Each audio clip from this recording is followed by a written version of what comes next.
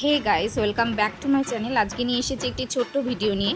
তোমরা থাম্বনেল দেখে অবশ্যই বুঝতে পেরে গেছো আমি কোন ভিডিও নিয়ে আজকে আলোচনা করব। হ্যাঁ, তবে শোনো, আজকে হচ্ছে মহালয়া।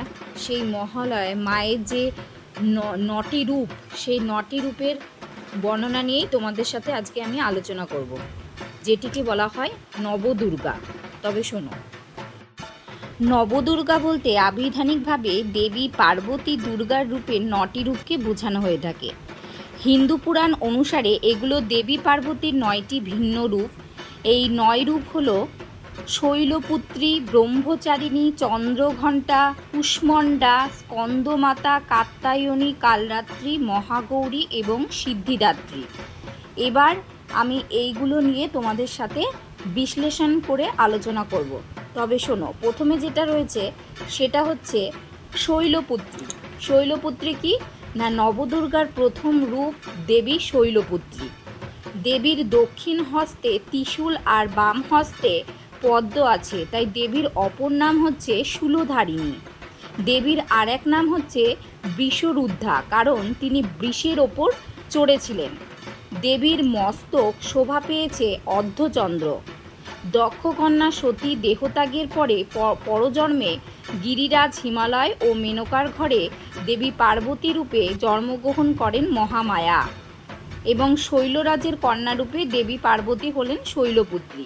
তবে বুঝতেই পেরেছো, প্রথমটা শৈলপুত্রী এর বিশ্লেষণ, এবং দ্বিতীয় নাম্বার যেটা হচ্ছে সেটা হচ্ছে ব্রহ্মচারিণী। ব্রহ্মচারিণী বা তপস্যারিণী। ব্রহ্মচারিণী কি না, মা পার্বতীর নবশক্তির দ্বিতীয় রূপ হচ্ছে ব্রহ্মচারিণী। এখানে ব্রহ্ম শব্দের অর্থ হচ্ছে তপস্যা। পূর্বজন্মের সতী যখন হিমালয়ের কন্যারূপে মহামায়া আদিশক্তি পার্বতী রূপে জন্মেছিলেন, তখন তিনি নারদের পরামর্শে ভগবান শঙ্করকে পতিরূপে লাভ করার জন্য কঠিন তপস্যা করেন। সেই কঠিন তপস্যার জন্য তাকে তপস্যারিণী বা ব্রহ্মচারিণী বলা হয়ে থাকে।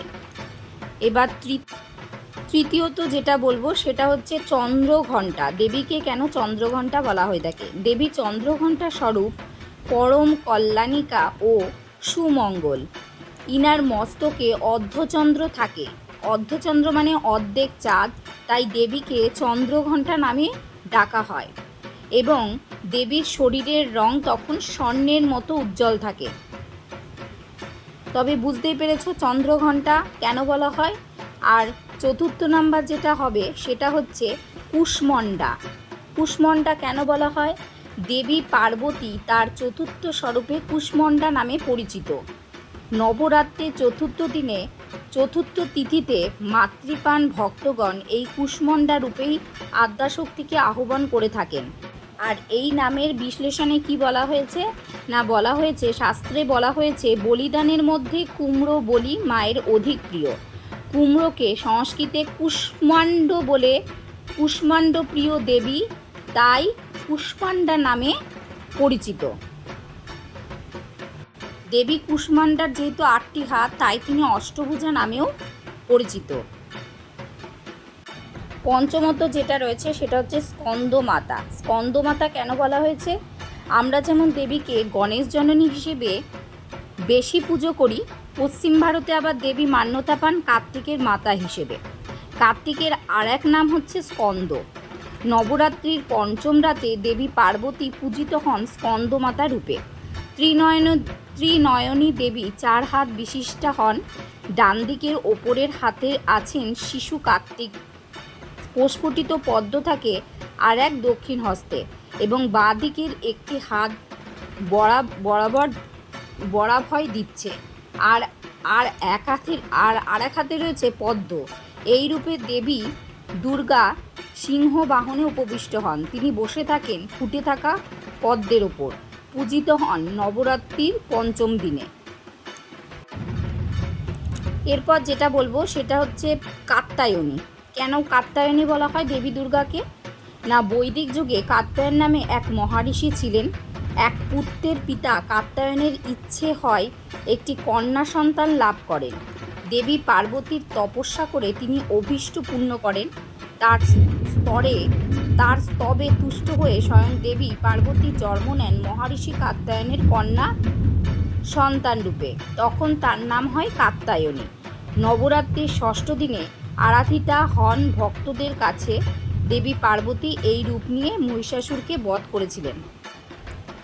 সপ্তমত যেটা রয়েছে সেটা হচ্ছে কালরাত্রি। এখানে দেবী কৃষ্ণবর্ণা, আলুলায়িত কেশে তিনি ধাবিত শত্রুর দিকে, তার কণ্ঠে বিদ্যুতের মালিকা। ত্রিনয়নী দেবীর শ্বাস প্রশ্বাসে বেরিয়ে আসে আগুনের হালকা। ভীষণ দর্শনা দেবীর 3 হাতে অস্ত্র, এক হাতে ভক্তদের প্রতি বরাভয়। এই রূপই উপাসিত হয় কালিকা রূপে। তবে এই রূপেও দেবী ভক্তের শুভ করেন, তাই অন্যদিকে তিনি শুভঙ্করিণী।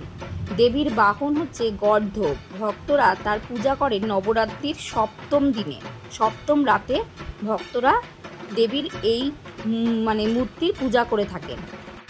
অষ্টমত যেটা রয়েছে সেটা হচ্ছে মহাগৌরী। হিমালয় কন্যা ছিলেন গৌরবর্ণা। শিবের তপস্যা করে রৌদে তিনি কৃষ্ণা হন। মহাদেব যখন গঙ্গার জল দিয়ে তাকে স্নান করান তখন তিনি হয়ে ওঠেন ফর্সা। তার এই রূপের নাম হয় মহাগৌরী। প্রচলিত বিশ্বাস নবরাত্রির অষ্টম রাতে তার পূজা করলে সব পাপ ধুয়ে যায়। এবার তোমাদের বলবো নবদুর্গার শেষ অর্থাৎ 9টি যে রূপ রয়েছে 9 নাম্বার, সেই 9 নাম্বার রূপের কথা। 9 নাম্বার রূপে রয়েছে হচ্ছে সিদ্ধিদাত্রী। নবদুর্গার নবম তথা শেষ রূপ হচ্ছে সিদ্ধিদাত্রী। সিংহবাহিনী দেবীর 4 হাতে আশীর্বাদী মুদ্রা, তিনি সিদ্ধি দান করেন, অর্থাৎ তার উপাসনায় সংসারে আসে সুখ এবং সমৃদ্ধি। পুরাণে আছে স্বয়ং মহাদেব দেবী পার্বতীকে সিদ্ধিদাত্রী রূপে পূজা করেছিলেন এবং তার ফলে মহাদেব সকল সিদ্ধি লাভ করেন। সিদ্ধিদাত্রীর আশীর্বাদে সব সিদ্ধি লাভ করেন মহাদেব। এই হলো দেবী দুর্গার 9টি রূপের বর্ণনা, যেটিকে বলা হয় একসাথে নবদুর্গা। সুতরাং তোমাদের যদি এই ভিডিওটি ভালো লেগে থাকে অবশ্যই লাইক, কমেন্ট, শেয়ার এবং সাবস্ক্রাইব করতে ভুলবে না। ধন্যবাদ।